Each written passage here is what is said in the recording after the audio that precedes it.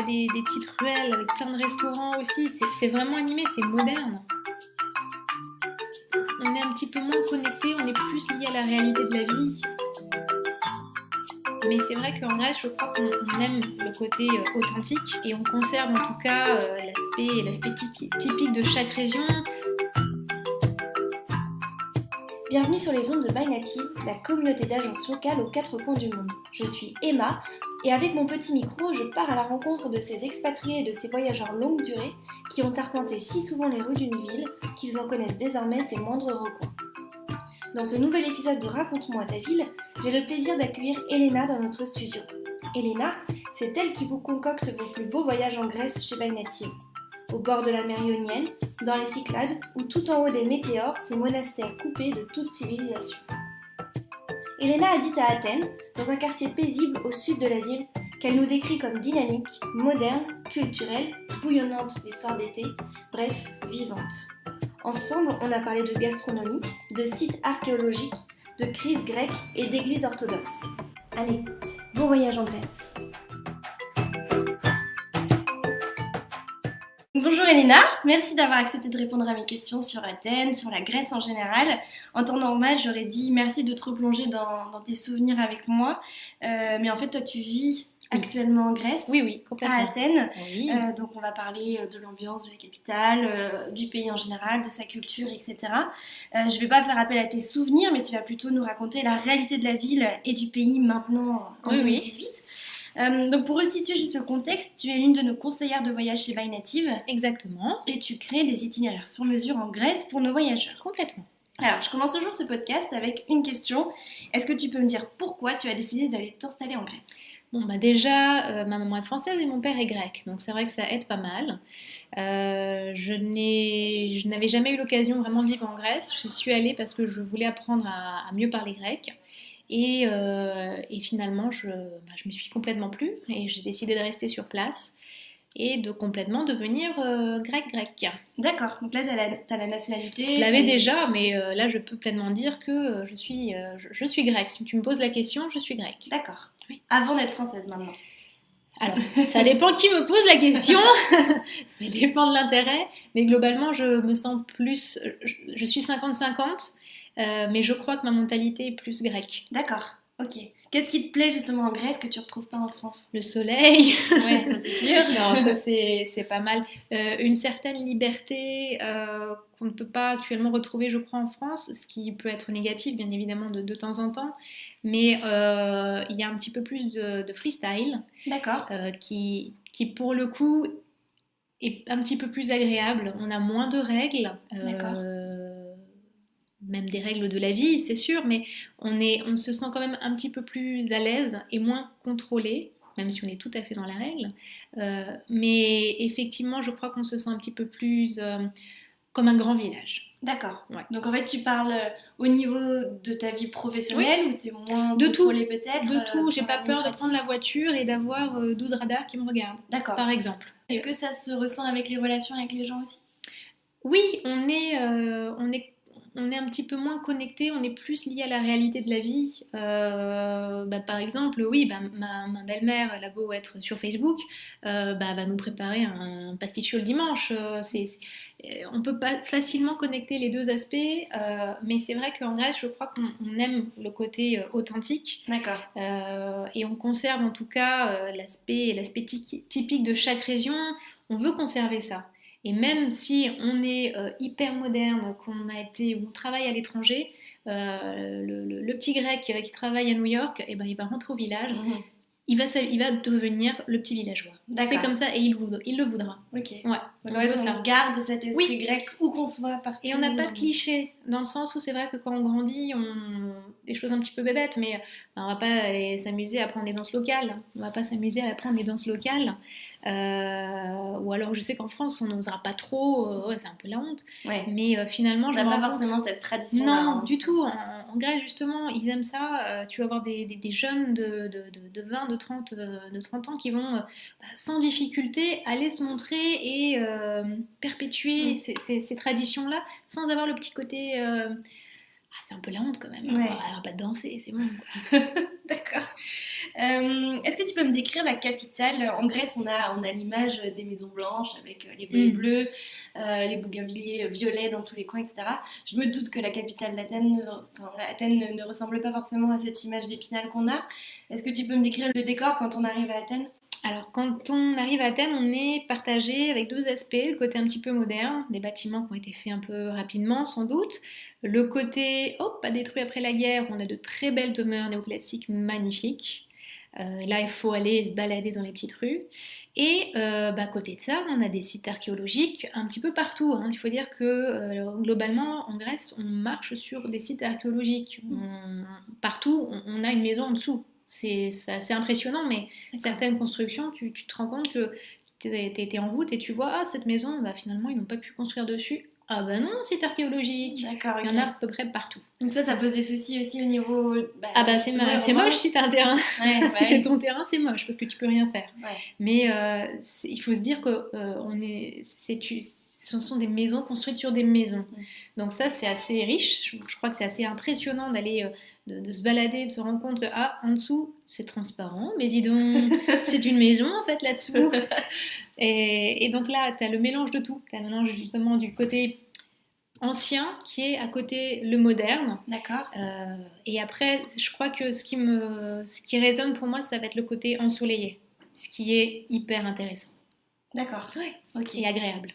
Dans la ville en général, même dans ça la cuisine. Bouge, oui, voilà, ça bouge. T'as des petites ruelles avec plein de restaurants aussi. C'est vraiment animé, c'est moderne. Okay. C'est moderne. Et par exemple, tu parlais des maisons blanches. La capitale, non, c'est pas comme ça. On est sur plus du néoclassique.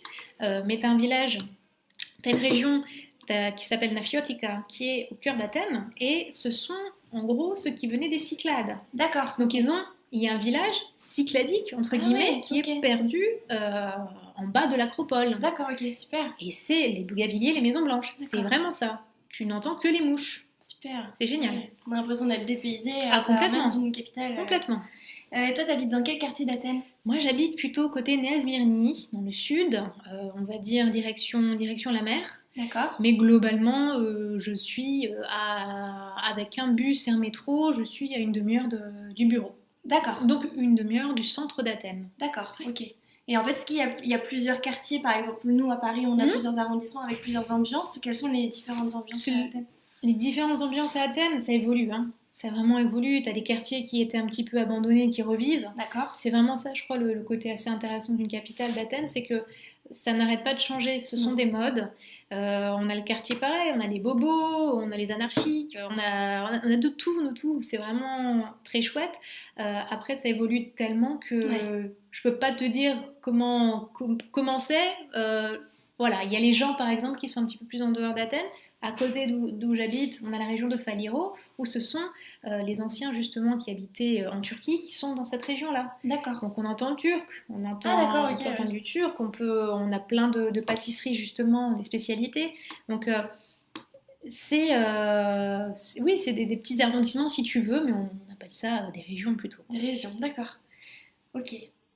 Est-ce que tu peux me parler des locaux à Athènes? Est-ce qu'ils sont à première vue plus sur la réserve ou très chaleureux? Tu as commencé à m'en parler avec leur côté authentique. Quand on arrive à Athènes, est-ce qu'on se sent tout de suite à l'aise avec les Athéniens et les Grecs en général? Je pense que oui, puisque le grec n'a pas trop de clichés, dans le sens où s'il voit quelqu'un, il va pas se dire « Ah non, il faut que je parle anglais, j'ai pas envie de parler, je vais pas l'aider ».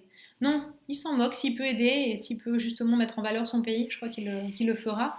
Et c'est en général les réponses, les commentaires de nos voyageurs, c'est on revient, ils sont charmants les Grecs.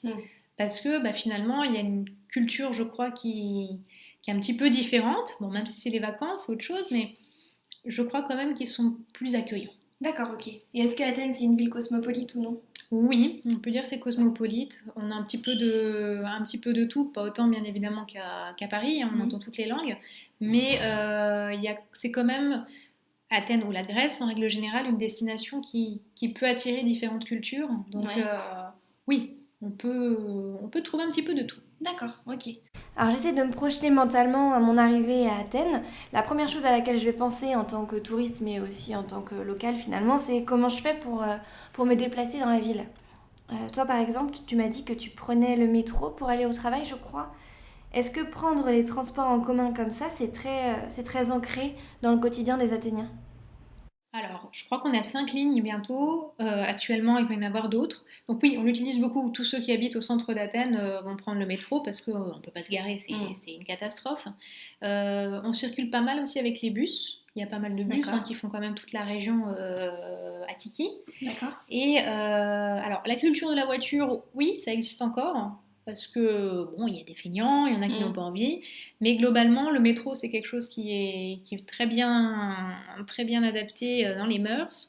Et c'est quand même un métro qui est assez récent, donc qui est tout beau, tout propre, et qui est relativement facile quand on a 5 lignes. Ouais, même quand on parle pas grec, on comprend les Je pense directions. que oui, il y a beaucoup de touristes dans le métro, donc oui, oui. D'accord, Non, non, c'est relativement clair. d'accord, Ouais. ok. Au centre d'Athènes, tu fais tout à pied. Oui, c'est vrai, il n'y a Donc pas forcément les gens besoin. qui logent au centre d'Athènes, ou même dans les quartiers autour d'Athènes, finalement 15 minutes de marche, je crois Hmm. que c'est pas important. Donc C'est une capitale qui est étendue, je me rends pas compte, c'est un Athènes. petit peu étendu, oui, oui, Oui, mais en fait tu as des quartiers qui sont, qu'on va dire, autour d'Athènes, où là il y a des nouveaux hôtels justement d'accord.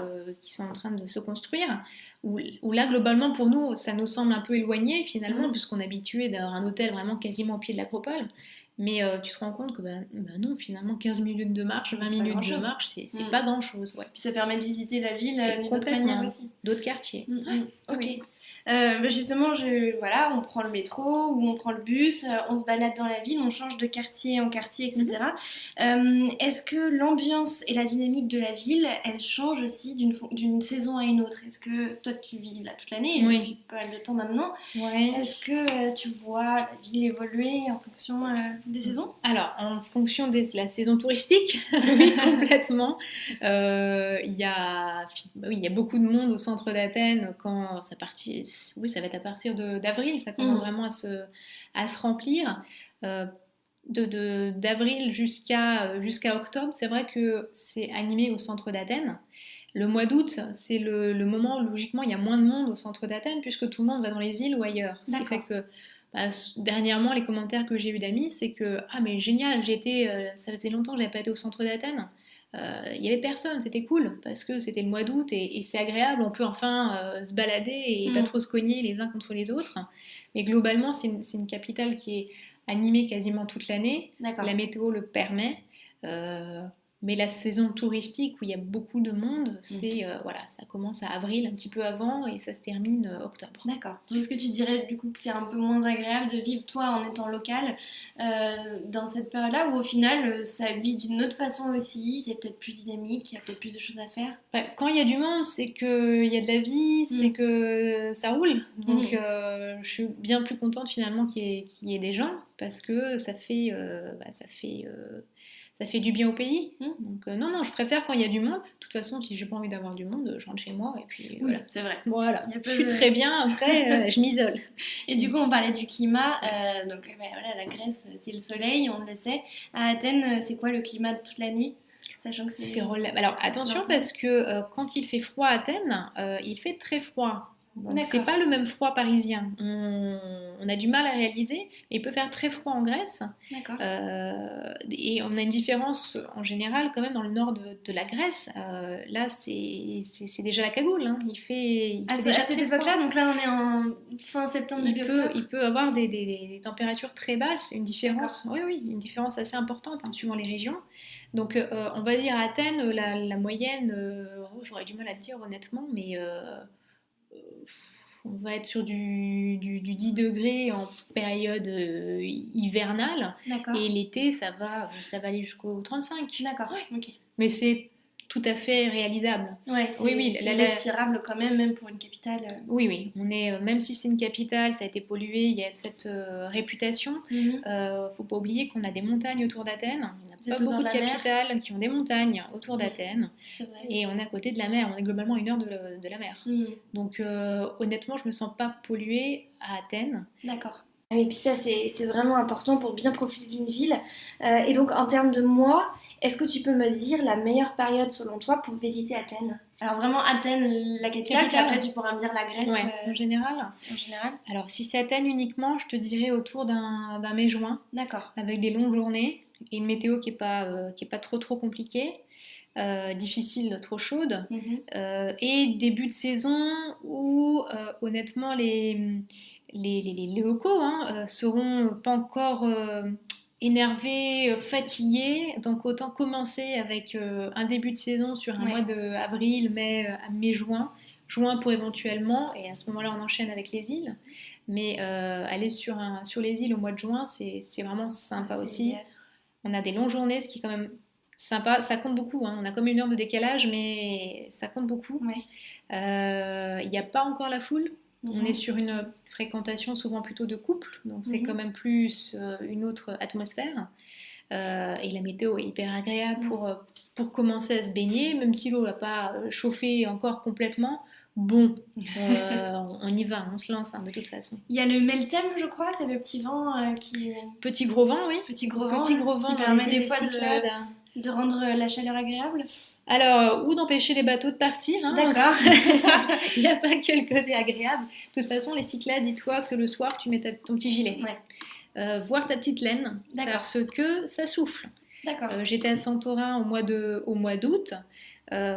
J'avais une veste en jean sur moi. D'accord, ok. Et Au mois pantalon. d'août. Oui, oui, complètement. Donc, faut pas du tout négliger le vent, Ça, le c'est bel important. thème, Ok. qui est sympa puisque justement, on n'étouffe pas de chaud. Hein. Mhm. Simplement, c'est vrai que c'est un vent qui est assez impressionnant et qui peut empêcher, bloquer certains bateaux dits rapides qui sont sensibles à la météo. Mhm. Ouais. Ok. Et alors, je sais qu'Athènes, bon, il y a énormément de choses à faire, comme dans toutes les capitales. Mais bon, il y a certainement des moments où tu as envie justement de te poser, de Mhm. prendre un peu du temps pour toi, de profiter de la slow life. Et dans ces cas-là, tu vas où? C'est quoi ton petit endroit, ton petit cocon à Athènes? Alors, c'est pas au centre d'Athènes, D'accord. c'est autour, on va dire à côté du Cap Sounion. C'est une petite région que connaît mon mari, parce qu'ils ont une petite maison là-bas. Et je suis complètement en pleine campagne. D'accord. Je suis en voiture à 10 minutes de la plage, mais je suis entourée de montagnes. Autant te dire que des fois, j'ai les moutons en face. Ils viennent juste au portail de temps en temps quand le berger est dans le coin. Et globalement, je suis isolée du bruit, je vis comme une petite villageoise et c'est génial. Et globalement, je suis à 1 heure d'Athènes. D'accord, ok. Donc Ouais, c'est donc autour d'Athènes. Et ça Ok. peut même être bien plus proche, puisqu'il y a des villages au centre d'Athènes qui sont superbes D'accord. et qui, voilà, on peut pas, on réalise même pas qu'on est dans une capitale des fois, quoi. D'accord, ok. Et du coup, je saute sur l'occasion Oui. pour te demander tes bons plans à Athènes en termes de restaurants ou de visites ou des petites choses que les touristes n'auraient pas forcément eu l'occasion de voir dans les guides, par exemple. Dans les guides, oui, alors il y a pas mal de choses, surtout qu'il y en a beaucoup qui ouvrent assez régulièrement. Ouais. Du côté de Plaka, j'aurais du mal à te citer les noms parce que je suis pas douée avec les noms, mais du côté de Plaka, à côté justement du métro, du train, il y a des petits cafés qui sont sympas. D'accord. Et c'est pas toujours très confortable d'être assis, mais c'est des coins qui sont tellement historiques pour D'accord. le coup, où t'es loin de la foule. C'est toujours au centre d'Athènes et c'est sympa pour aller prendre un petit café. Je pourrais te donner les noms. Oui, on va les mettre après dans Voilà. dans l'article. Dans l'article. Après, au niveau d'aller prendre un verre en soirée, là, je sais que c'est un petit peu noté partout, mais la vue est tellement superbe que finalement, il y a un café qui s'appelle Couleur Locale, D'accord. qui est en plein cœur, qui a une terrasse qui te donne sur l'Acropole. C'est magnifique. L'Acropole et le reste des bâtiments d'Athènes, mais pas que l'Acropole, c'est sûr. Et là aussi, c'est vraiment très sympa. Il faut y aller avant le coucher du soleil. Et après, pour manger, du côté du Pirée, du port du Pirée, tu as pas mal de tavernes qui sont connues justement pour le poisson. D'accord. Donc là, c'est un petit peu plus onéreux, mais des fois, ça vaut le coup quand tu veux vraiment quelque chose un peu plus poussé, fruits de mer et compagnie. D'accord. Au centre d'Athènes, tu as une espèce de cantine où là, c'est moitié au sous-sol, tu as 2 plats, t'as pas le choix, tu réponds oui ou non, et puis tu poses pas de questions. C'est très connu, on mange très tôt, ce qui est très rare. Parce que finalement, je pense qu'ils doivent fermer à 3 heures, quelque chose comme ça. D'accord. Et il y a beaucoup de personnalités qui vont là-bas. D'accord. Et c'est à côté des halles. des halles Ok. d'Athènes. Donc pourrais te donner le nom, bien On mettra le nom évidemment. Voilà. également. Ouais. Ok, d'accord, ok. Alors justement, je rebondis, tu parlais des tavernes. Est-ce que tu peux m'expliquer le concept de ces restaurants? Oui, la taverne. Bon, déjà, la taverne, c'est le restaurant un peu familial et en général assez accessible niveau budget. Et le concept, c'est on prend jamais un plat en Grèce, on prend différents plats et on partage. C'est un D'accord, petit peu comme ça. Donc, ne jette pas trop, on dit toujours ça à nos voyageurs, ne vous amusez pas à commander un plat chacun parce que c'est pas comme ça que ça fonctionne. d'accord. On va prendre une salade, on va prendre un poisson, on va prendre une viande, on va prendre plein de mezzés, c'est comme C'est ça des qu'on dit. mezzés, voilà, c'est ça. Voilà. Ouais. Et on va partager. Mhm. Et en général, c'est toujours les mêmes choses, mais c'est ce que veulent les Grecs. Hein. Mhm. C'est les mêmes produits typiques qui sont des classiques, mais qu'on va toujours manger et apprécier. Et revisiter des fois avec des nouveaux restaurants justement qui ouvrent et qui sont top aussi, des nouvelles recettes grecques un petit peu revues. D'accord, ok. Ouais. Alors chez By Native, on a la coutume de dire que un pays et une culture, ça se découvre aussi avec les papilles. Alors on mange quoi de bon en Grèce? On a déjà un peu, je pense, quelques idées. Ouais, des feuilles de vigne farcies, D'accord. dalmades, les yemistas, les tomates farcies, Ah oui. on aime bien. Tout ce qui est à base de légumes. Mhm. Techniquement, on mange beaucoup de légumes en Grèce. La moussaka. Moussaka, on aime les olives, Mhm. bon, c'est fabuleux, hein, tout le monde a ses olives. Qu'est-ce qu'on a d'autre? On a pas mal de poissons grillés, D'accord. on a pas mal de des crevettes frites, on mange ça comme des chips, c'est sympa Ah oui, aussi. ok. Bon, on mange pas mal de frites, mais de frites avec des salades au final. D'accord. Salade grecque, bien évidemment, Ah oui, de bien la sûr. feta. On mange beaucoup de fromage en Grèce. Je crois même que j'oserais dire plus que les Français. D'accord. Et je crois qu'il y a un reportage qui le prouve, mais tu Il y a pas revérifieras. de problème. Ah oui, j'avais mangé des saganakis là, c'est ça, c'est Ouais, des fromages frits, c'est super que bon. tu mets à la poêle, c'est très bon. Mm. Des boulettes de fromage. Suivant les régions, en fait, tu Ouais. as toujours ta spécialité. Quand on est en montagne, on va avoir pas mal de viande, Mhm. on mange pas mal de viande aussi dans ces régions-là. En fait, la culture, c'est quand tu es en montagne, tu manges bien évidemment de la viande. Ouais. Quand tu es dans les îles, tu vas manger du poisson. D'accord, ouais, bien sûr. Ça se suit, mais certains ne le font pas. Mhm. Mais bon, qu'est-ce que te dire d'autre? Est-ce qu'à Athènes, il y a D'origine. une spécialité particulière vraiment typique de la ville? Non, je Non. pense pas. On mange peut-être le gyropita, qui est le kebab, ce que vous dites vous kebab. La pita, c'est ça? Pita Ouais. avec de la viande à l'intérieur. Donc D'accord. soit c'est en donneur, comme ça qu'on dit, Mhm. de la viande coupée autour du Ouais. donneur, avec du tzatziki, Mhm. avec des tomates, des oignons. Et soit c'est en brochette. D'accord. Et c'est vrai, avec du persil ou une sauce yaourt, c'est délicieux et c'est relativement sain aussi, parce qu'on se dit, oh, c'est frit, tout ça. Non, non, on est sur de la viande, on est sur des légumes et sur du pain. D'accord. Donc ça, c'est peut-être le repas, le sandwich grec le plus connu. D'accord, ok. Est-ce que les Athéniens et les Grecs en général ont l'habitude de sortir, enfin, surtout les Athéniens, on va vraiment se cantonner à Athènes, ont l'habitude de sortir justement dans les restaurants ou dans les tavernes où ils ont plus l'habitude de se retrouver les uns chez les autres? Non, on sort beaucoup en Grèce. On D'accord. sort beaucoup, que ce soit pour aller boire un café. Ouais. C'est une culture on a des grandes places en fait, donc platia, on s'assoit, on prend un café, le café peut durer 3 heures, on a encore le même verre. Ouais. On prend le temps d'être tous ensemble. Et oui, on sort pas mal pour un café. Pour aller manger, Ouais. on peut facilement manger en soirée, en semaine. On n'est pas obligé d'attendre le week-end pour sortir. Au contraire, les Grecs sortent pas mal. D'accord. Ils invitent aussi à la maison. Oui, on invite également à la maison. Je vois mes voisins, je le vois aussi. On n'a pas de difficulté non plus. Mais c'est vrai que les Grecs sortent un petit peu moins avec la crise, certes, mais ça reste quand même une culture. Au moins, ils vont se dire une fois par semaine, on va partir en famille, manger dans la taverne de Yorgos à tel D'accord. endroit. Ok. Mais on sort. C'est quelque chose qui reste dans les mentalités. Ok, super. Alors du coup, pour terminer juste sur la ville d'Athènes, est-ce qu'il y a une chose absolument à ne pas manquer à Athènes, vraiment qu'est-ce que ça serait selon toi? En termes de visite, Oui. Vraiment la chose, tu te dis que là, si tu vas à Athènes, il faut absolument que tu passes ici. alors, peut-être aller justement dans le fameux Tanafiotika, qui est le village qui est en dessous de l'acropole, D'accord. où là, tu ne t'attends pas en fait à ça.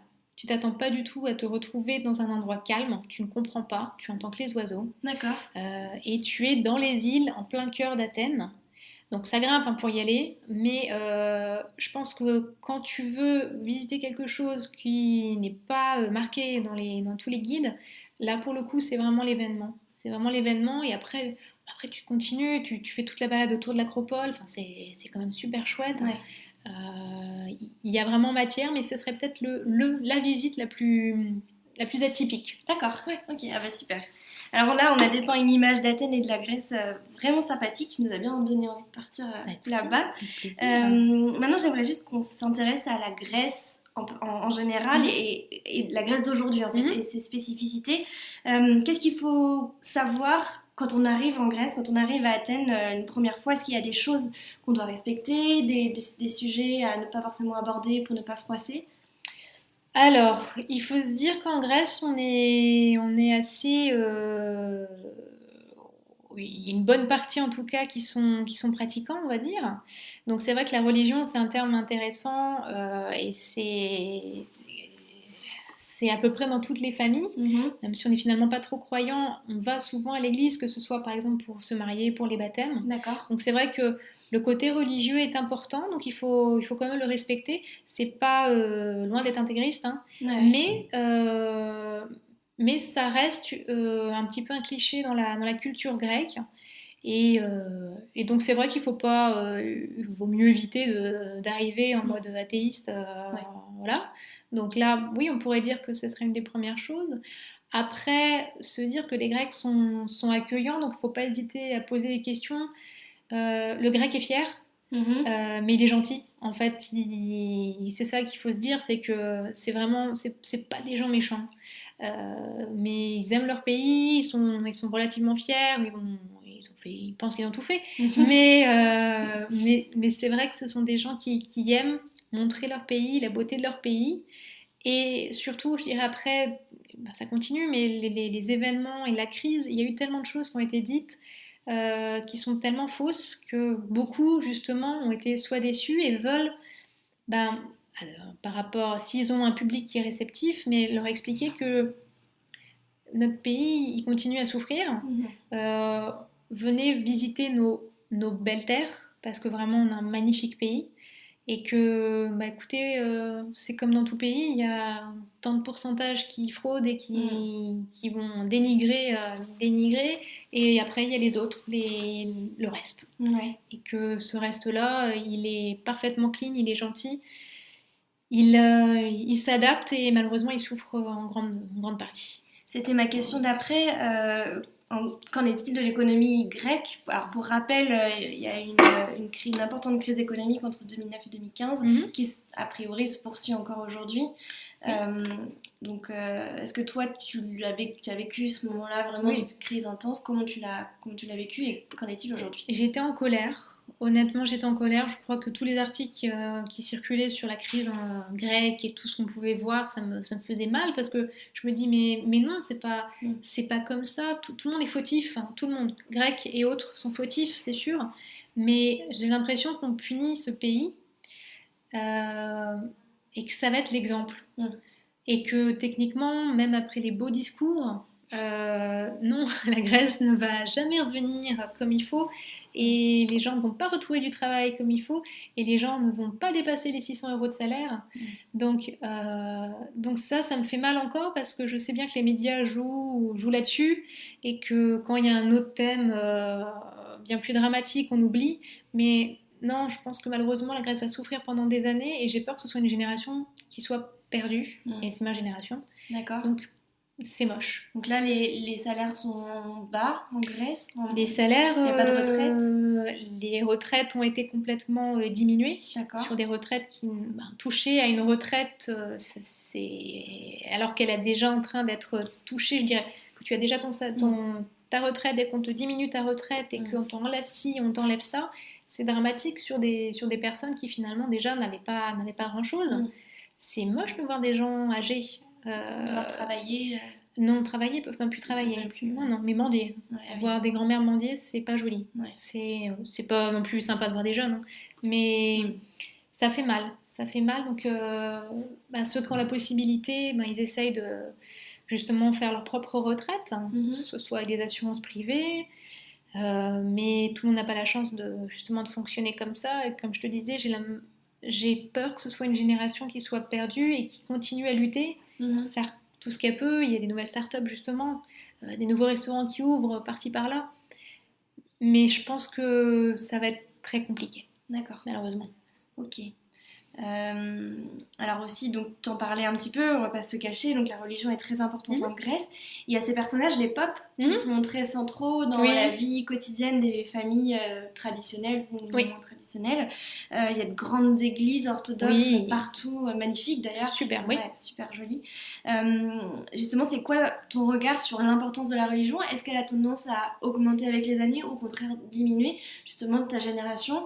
Est-ce qu'elle suit en fait les traditions parce Mhm. que voilà, ils ont toujours été à la messe, donc du Oui. coup on continue. Euh, Alors, aller à la messe, non, ça va être plutôt les personnes plus âgées qui vont éventuellement aller à l'église. Suivre les traditions, c'est-à-dire, même si on n'est pas pratiquant, si je suis invitée à un mariage, bien évidemment, je oui, vais aller. bien entendu. Je vais respecter. Je vais respecter parce que, mis à part l'aspect religieux, bon, qui est un sujet qui est Mm. vaste, les églises orthodoxes sont fabuleuses. Ouais, c'est C'est magnifique. magnifique, ce qui fait que euh, rien que pour l'aspect culturel, tu vas aller visiter Mm. justement une église. Après, il y a, il y a, comme toute religion, des aspects positifs et négatifs. Les pop, il y en a des biens, des moins bien. Mhm. Les pop, disons, en Grèce, ont la possibilité d'avoir des familles, donc c'est un œil aussi différent. Ils ont des enfants, ils ont des femmes, ils ont une autre vision de la religion. Leur rôle est équivalent aux prêtres catholiques ou ils À ont peu près, mais il y a encore... encore une nuance Oui, qui est relativement complexe que je ne saurais d'accord, expliquer. Si, est-ce pas de que la problème. Vierge Marie, je ne sais quoi, donc D'accord, je ne vais pas m'évader, c'est un peu trop compliqué pour moi. Mais globalement, on est quand même sur à peu près la même base. d'accord. Simplement, même en Grèce, si on n'est pas pratiquant ou même on n'a pas de religion à Mhm. proprement dit, on va on ne va pas, on va continuer à suivre les traditions parce que ça D'accord, reste une tradition au oui, final et on d'accord. la respecte. Et en fait, je pense que c'est ça qui fait aussi, qui est bien, c'est de continuer à respecter, même si finalement on n'est pas d'accord, eh bien, on s'adapte. Si les anciens l'ont fait, si ma voisine, elle est pratiquante, ok, très bien, c'est son petit droit, je n'ai pas C'est sûr. voilà, à la contrer. Donc, on continue et honnêtement, je crois que c'est pas si mal. Mhm. Pour le moment, je crois que c'est pas si mal.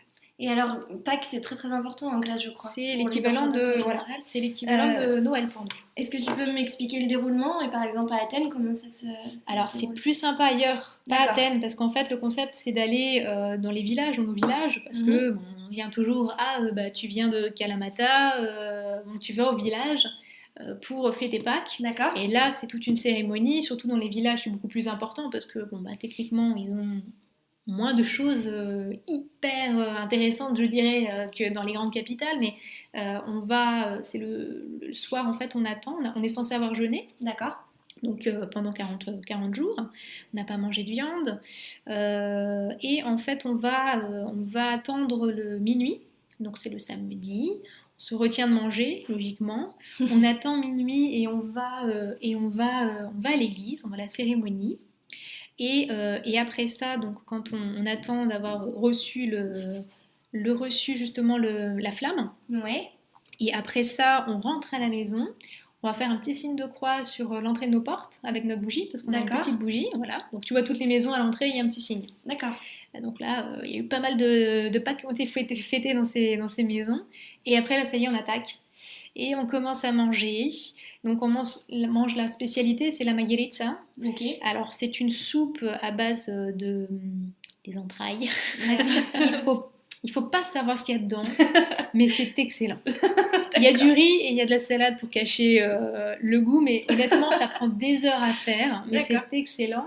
Et après, ça y est, on commence vraiment à manger. Et le lendemain, bon, bah, c'est là, on fait de l'agneau au four, de grillé, un petit peu de tout, et on est tous réunis en famille. D'accord. Euh, on profite, c'est vraiment la fête. On mange plein de gâteaux, des tsureki, tout le monde a fait des petits gâteaux qu'on va manger. Donc c'est vrai que c'est un événement qui est assez important et tout le monde n'attend pas pour fêter. Puis en plus, Pâques, ça signifie que ça y est, on a fêté Pâques, donc bientôt c'est l'été. Oui. Donc ça fait une petite coupure. Ouais. Une autre raison de fêter ça aussi. Exactement. Donc en fait, Pâques c'est entre amis, c'est entre familles, et Noël c'est plus entre amis, c'est ça? Alors, disons que Noël, le soir de Noël, on est plus entre amis. Par exemple, on va aller dans un restaurant manger ensemble. Par contre, le premier de l'an, là, c'est en famille. Ah, c'est le premier de l'an. C'est le premier de l'an qui est plus en famille et c'est le premier de l'an qu'on échange les cadeaux. D'accord, ok. Oui. Ah oui, oui. Ça, c'est différent, oui. À Noël, on n'échange pas de cadeaux. Premier de l'an et pour Pâques également, on offre des cadeaux en général, surtout quand il y a des enfants. D'accord, ok. Bon, on arrive déjà à la fin de ce podcast. Est-ce que pour finir, tu peux me dire pourquoi tout le monde devrait visiter Athènes une fois dans sa vie? Parce que, comme je l'ai dit tout à l'heure, le grec est fier et c'est quand même l'un des berceaux, je dirais, de l'histoire. Finalement, ça reste un pays qui est proche en Europe, donc proche quand même de la France. On va parler des Français. C'est un pays où on peut retrouver facilement de tout. On va retrouver de la montagne. On a des chemins de randonnée qui sont extraordinaires. On a les gorges de Vikos qui sont superbes. On a des paysages, mais de films. Et je me demande pourquoi il n'y a pas plus de films qui ont été tournés justement en Grèce, parce que c'est impressionnant. On a de superbes plages, on a des plages qui sont propres, et on a des sites archéologiques qui sont quand même... il y a les plus connus que tout le monde connaît, mais il y a des sites qui ne sont pas tellement connus, qui sont fabuleux. Donc je pense qu'on doit tous faire une fois dans sa vie un voyage en Grèce. Très bien. Bah, écoute, est-ce que tu penses qu'on s'est tout dit sur la Grèce et sur Athènes? Oh non, il y a tellement de choses à dire, mais je pense que déjà c'est pas mal. Oui, déjà je pense que c'est vraiment bien. Alors je te remercie vraiment d'être prêtée au jeu du podcast. Et puis à bientôt pour de nouvelles aventures quelque part sur la planète. Avec plaisir. Merci beaucoup. Bientôt. Merci d'avoir pris le temps d'écouter notre tout nouveau podcast Raconte-moi. N'hésitez pas à nous laisser un commentaire, votre avis, vos suggestions ou vos envies juste en dessous. En attendant le prochain épisode, rejoignez-nous sur Facebook ou Instagram. Et si Elena vous a donné envie de visiter Athènes et sa région, nos conseillers de voyage locaux vous attendent sur bynative.com. Alors à très vite!